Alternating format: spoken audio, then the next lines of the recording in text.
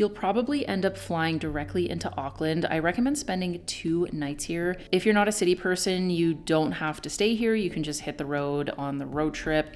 But for me, I thought there were a lot of things in Auckland that were well worth seeing. Auckland is a big city with lots of bars, restaurants, and shopping. There are tons of areas to walk around, especially at night. I feel like Auckland really comes alive. Queen Street is another area if you wanted to go into a bunch of different shops. Queen Street kind of has it all. This is where the ferry terminal and the train station are, and you're never too far away from other people down Queen Street. It's always busy, it's always bustling. City exploring, going to places like Mount Eden, going up and just getting incredible views of the city center, and the crater up there is really cool. There's tons of green space up here so you can really spread out. You can see there is like a manufactured boardwalk, making this a little bit more accessible. The views at the top are just stunning.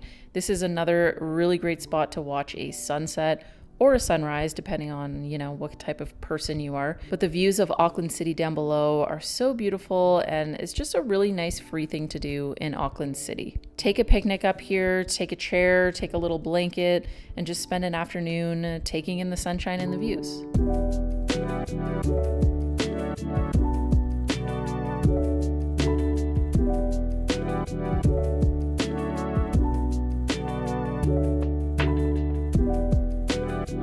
Next up is Ponsonby, a really cute suburb in Auckland with cute shops, restaurants, and areas to walk around. I really enjoyed this little market area that had a ton of different restaurants and bars that you could go in and just pick whatever you wanted to, sit at a communal table and enjoy conversations with friends. I've heard this restaurant right here, Prego, I believe, is one of the best in Auckland City as well.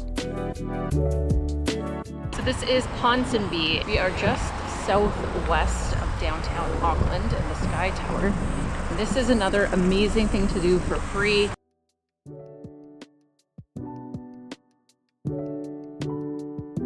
Eden Park, the iconic stadium in Auckland, is the perfect spot to catch a rugby match. I recommend checking out Morningside and Kingsland for food and drinks before or after a match.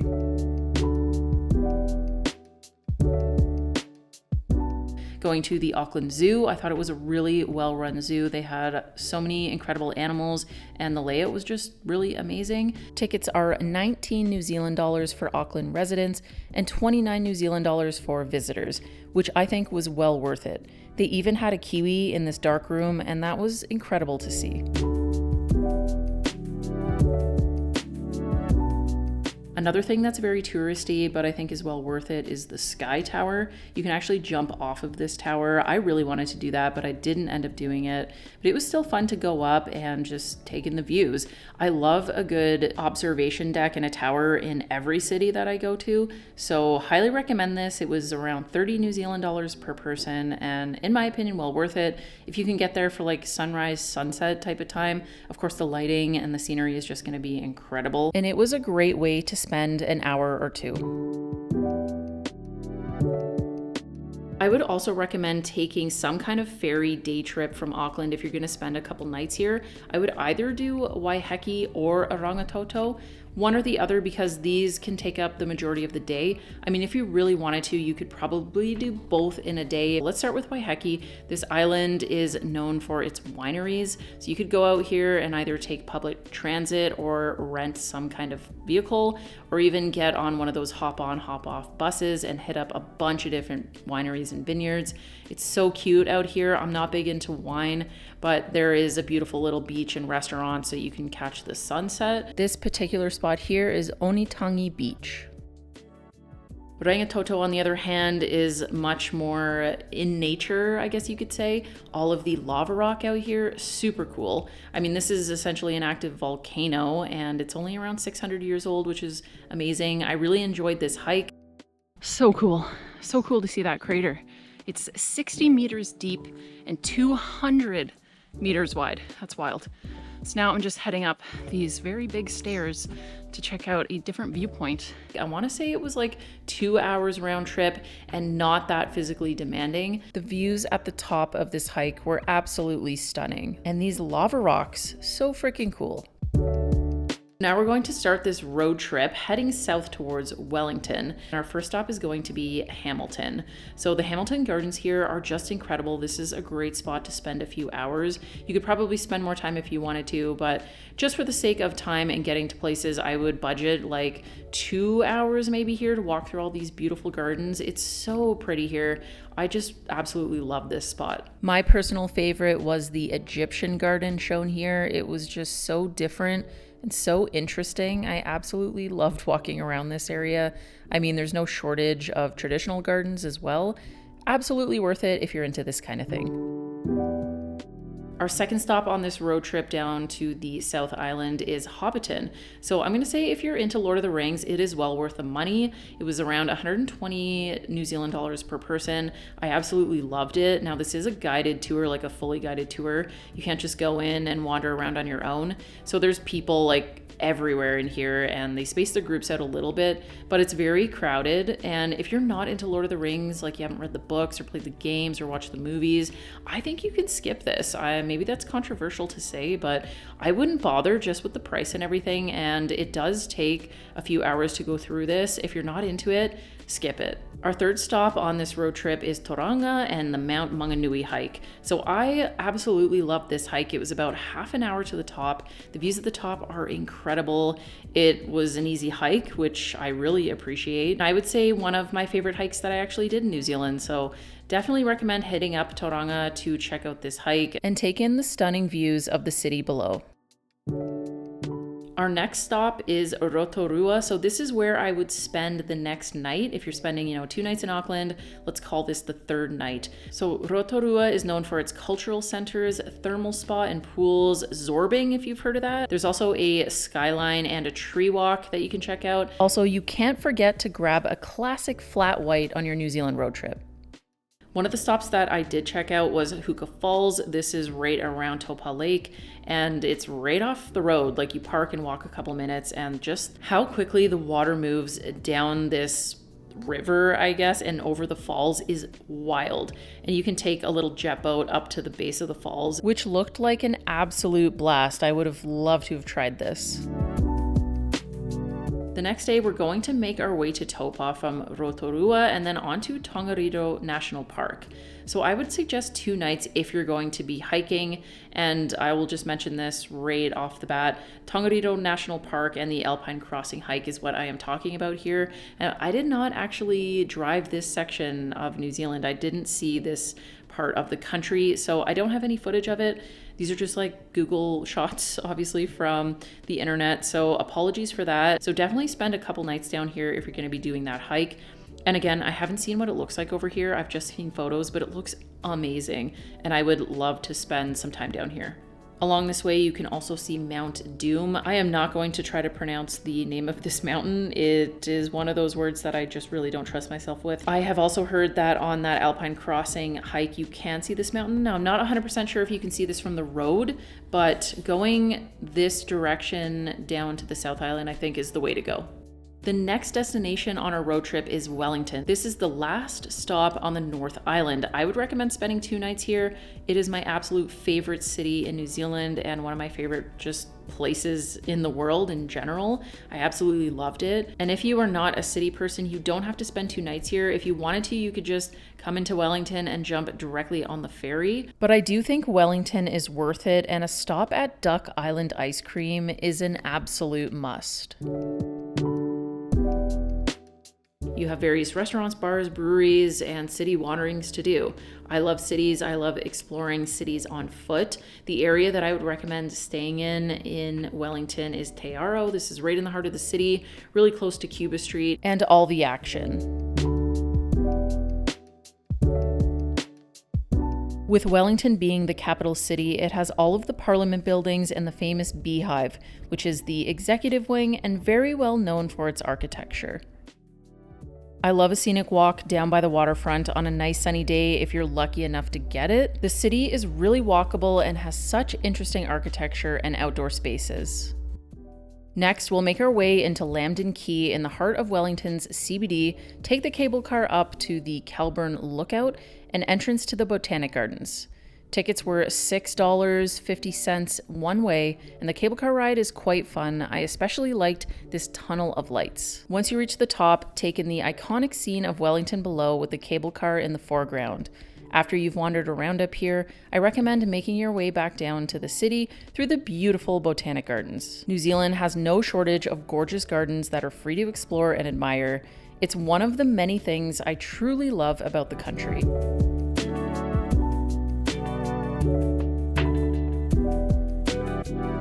Te Papa Museum is probably the best museum in New Zealand as well, so I would check this out. There's a lot of really cool things in there. If you have the time or if you're going to spend a couple nights here, definitely check out Te Papa. They also have a really cute cafe and really good pies. Meat pies in New Zealand, by the way, if you don't know this, are absolutely incredible. The Mount Victoria lookout is a great spot to go and watch the sunset and just take in the views of the city. It's really stunning up here, but can get very windy since, of course, it's Wellington, the windy city, so just be sure to dress accordingly. This was easily one of my favorite spots in Wellington, and I'd love to go back up here for a sunrise.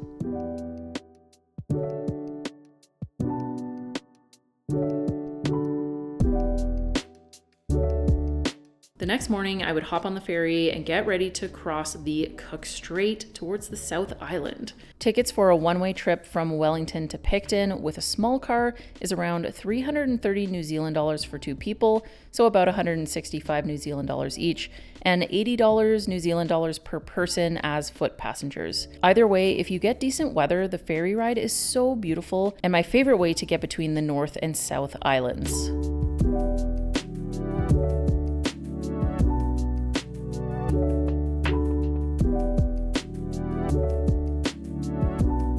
So you're gonna arrive in Picton, and I would recommend going towards Nelson. This would be going west once you get into Picton. And on your way there, definitely stop in Blenheim and get some pies at this shop. It honestly is one of the best pie shops in the entire country. I would spend one night in Nelson. I lived in the area for 7 months and really loved it. The downtown city center area can be quiet, but there's a few incredible spots, including the Free House for a pint. They have an incredible beer selection and patio. Just absolutely love the vibe of this place. Stefano's for pizza, the cathedral, and Te Hunanui Beach. The Te Hunanui Reserve area has lots to do, including a fun park, small zoo with the famous Kia birds and other native species, as well as a stunning drive down Rocks Road and the waterfront. You can also check out the field where the very first rugby match in New Zealand was played before heading up to the center of New Zealand. This hike is short and sweet, surrounding views of Nelson below. This is an easy short hike with high rewards at the top.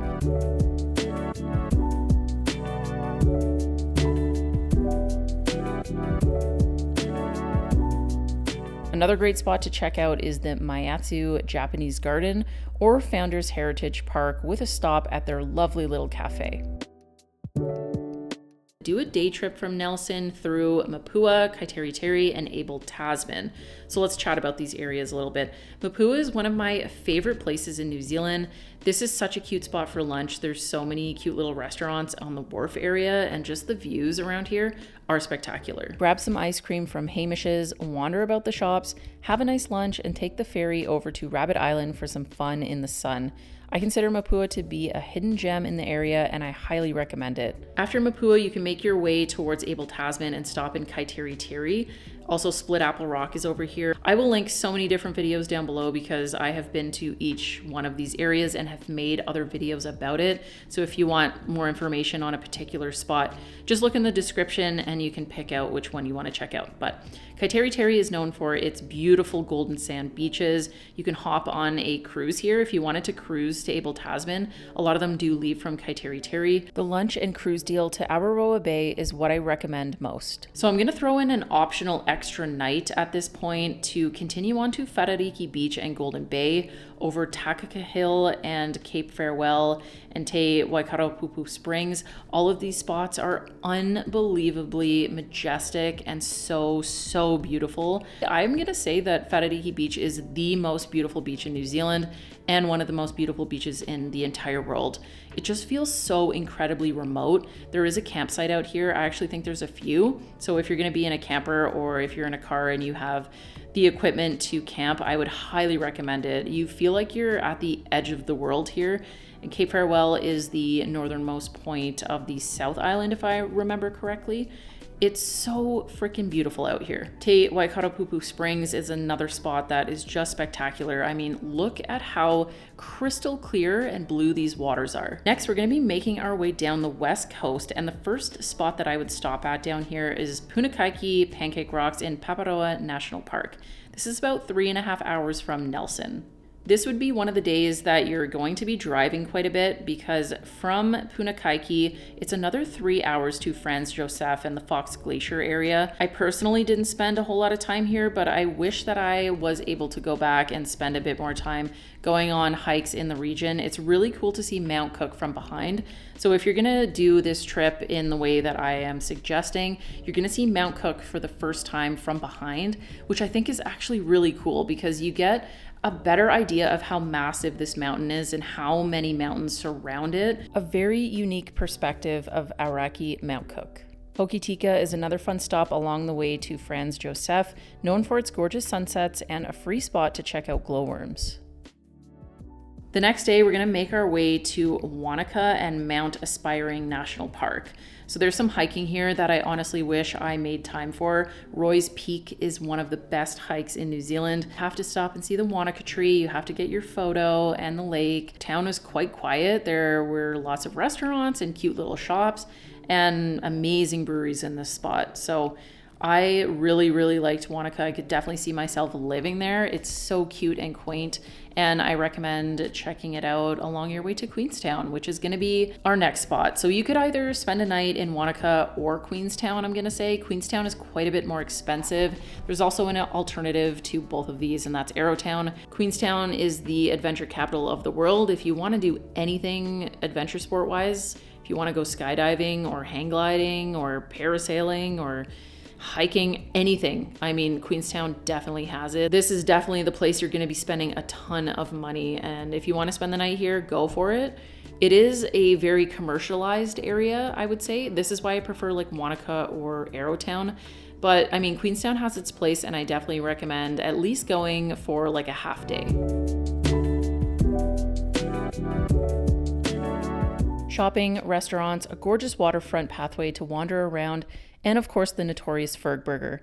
Pro tip, call in and order to skip the line. I got the chicken burger and it was truly and honestly worth it.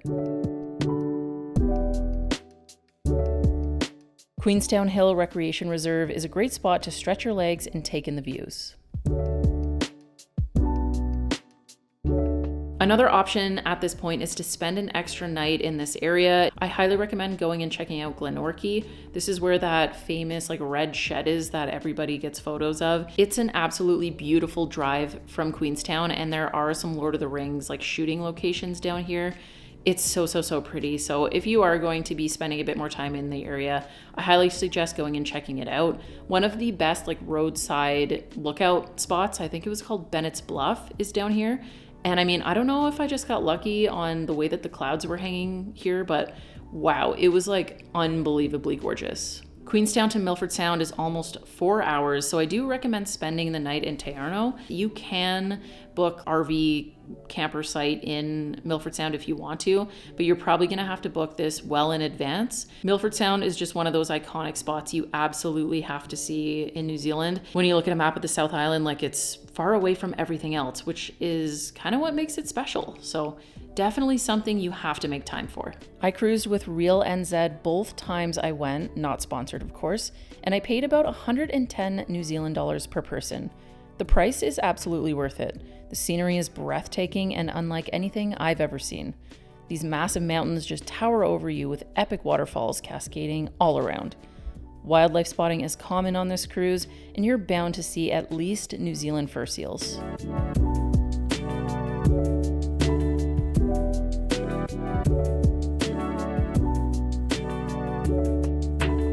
Our next destination is Dunedin. I'm going to say that you could skip Dunedin if you're really limited on time, but I do think it's worth it if you can manage it. Going from Milford Sound directly to Dunedin is about 5 hours. To see all of these things in a short period of time, to see the most of New Zealand that you possibly could see in like 2 to 3 weeks, you're going to have to drive a lot. That's just the reality of it. If you are going to make the trip to Dunedin, I highly recommend checking out Tunnel Beach. Absolutely stunning scenery here. Baldwin Street is another must. This is the steepest street in the world. Really fun to just go and check out and maybe walk up to the top. There's a couple of lookouts in Dunedin that I would recommend as well, Signal Hill or Mount Cargill. Both of them are incredible with just stunning views of the surrounding area and the Otago Peninsula. Next, we'll make our way out to the Otago Peninsula, a gorgeous drive on a nice day. If you have the time to go out to the Albatross Centre, this is at the very end of the Otago Peninsula. I highly recommend it. This area in particular is free to check out, or you can take a tour for around 54 New Zealand dollars per person. You can also see New Zealand fur seals here and book a penguin tour for later in the evening if you'll be spending a night here.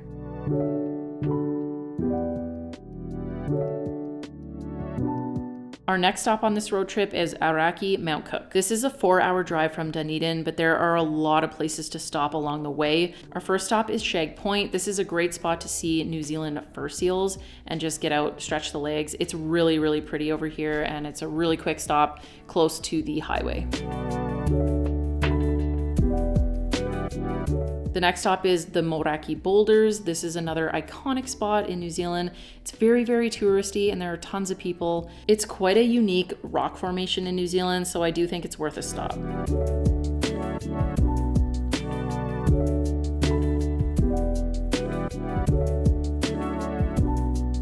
The next stop on our way to Aoraki Mount Cook is Oamaru. This is such a unique town known for its steampunk and its old buildings.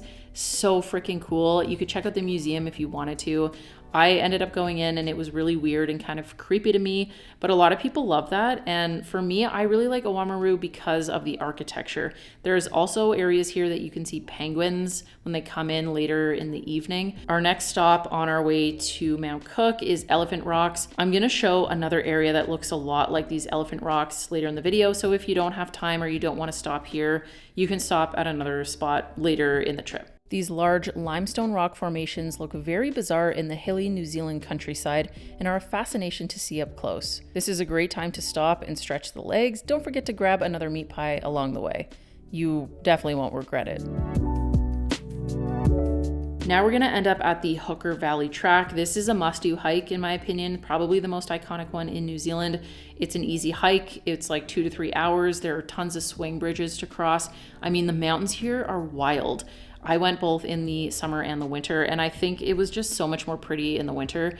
I just think mountains in general look way better in the winter. Just all the snow at the top. I even saw like a chunk of the glacier that had actually floated away from like the bottom base of Mount Cook. I guess that's the Tasman Glacier. And just gorgeous scenery. It is busy here. There are tons of people. And I think if you can spend the night here, it looked like there were areas that you could camp in the parking lot overnight. And then you could just get like amazing night photography if you're into that. Or maybe just get up really early and do like a first light hike on the Hooker Valley Track. Also in this area is the Tasman Glacier Viewpoint. This is a quick little hike. Again, it's very steep, but it's short. At the top, you get stunning views of the glacier and the lake down below. You could take a boat out there if you wanted to, but again, if you're kind of crunched for time, I would just hike up here quick, get some photos, take in the scenery, maybe have like a little snack up there. Christchurch is 4 hours from Mount Cook. And again, there are tons of places to stop along the way. First stop is going to be Lake Tekapo. This is an iconic spot in the spring when the beautiful flowers are blooming with gorgeous blue Lake Tekapo. Just a really nice place to stop at. The Church of the Good Shepherd is one of the most photographed places in New Zealand. And you could do like a dark sky, like space science night if you wanted to here as well.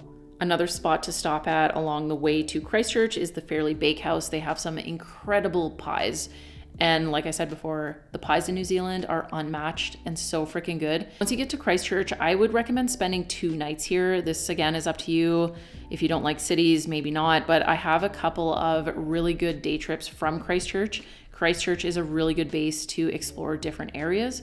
So let's first talk about city exploring. Christchurch had a pretty severe earthquake back in 2011. The famous cathedral is under repair, and a lot of the buildings in Christchurch downtown are brand new. Christchurch has a lot of really cute areas. The botanical gardens here were my absolute favorite of any city I went to, just because it was maybe like fully in bloom. I mean, look at these roses.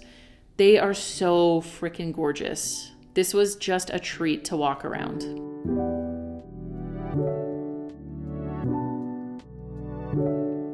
Take the tram around the city center, walk the river pathways, explore street art displays, and pop into a brewery or two for some unique craft beers.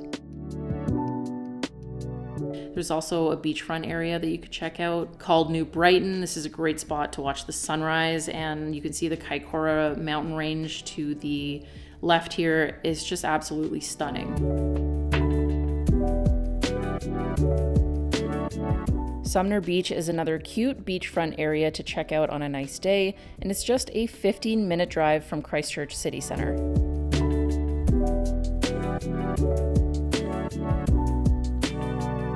Let's talk about day trips. Lyttelton is not really a day trip. This is like a 15-minute drive from the Christchurch City Centre, but I really recommend checking this place out. You could do a little hike here and go up into the Port Hill area. Seriously gorgeous views up here. I mean, this is one of my favorite spots in all of New Zealand because you can drive up most of the way and then hike around the mountains and see either side. So you can see the Lyttelton side and also the Christchurch side. Another great spot to watch the sunrise or the sunset. For an actual day trip from Christchurch though, I would suggest going to either Akaroa or Kaikoura. So Akaroa is known as this little French town, and it's known for Hector's dolphins. You can take a cruise out to see these dolphins. They are the smallest dolphins in the world. They are so freaking cute, and you're basically guaranteed to see them. I think it's something like 90% you'll see them. I think this is the only place that they really live in the world, and there's so many of them. I got so many amazing shots of these cute little dolphins. It was super worth the trip. The drive out here is also incredible. Kaikoura is a few hours away from Christchurch, but this is a great spot to go and check out the seal colony and some incredible hiking. You're gonna see New Zealand fur seals pretty much everywhere on the South Island. So, I mean, I think you can skip this if that's your priority. If you're going there to see the seals, there are tons of other places to see them. So you really don't have to go specifically to Kaikoura for it.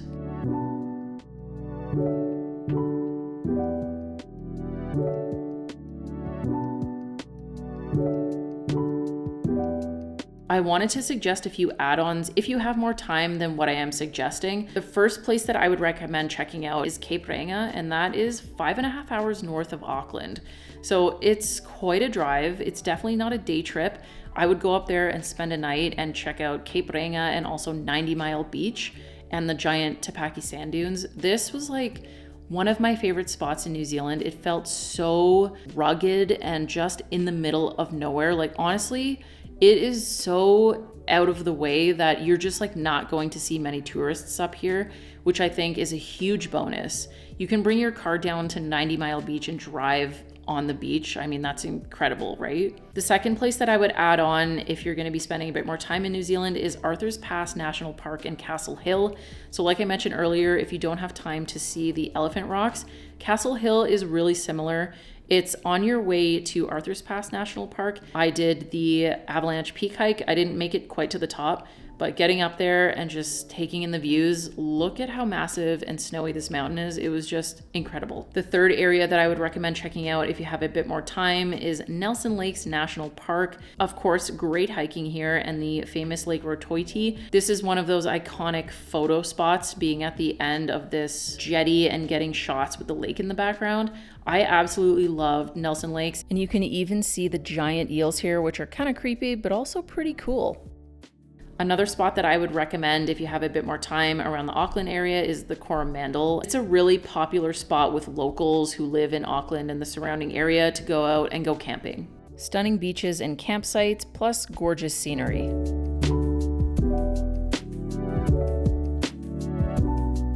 If you want to learn more about any of these stops I mentioned in this video, take a look in the description for links to my other New Zealand content. Thank you so much for watching. I hope this video helps you plan your incredible adventure to the beautiful country of New Zealand, and I will see you guys really soon in the next video. Bye.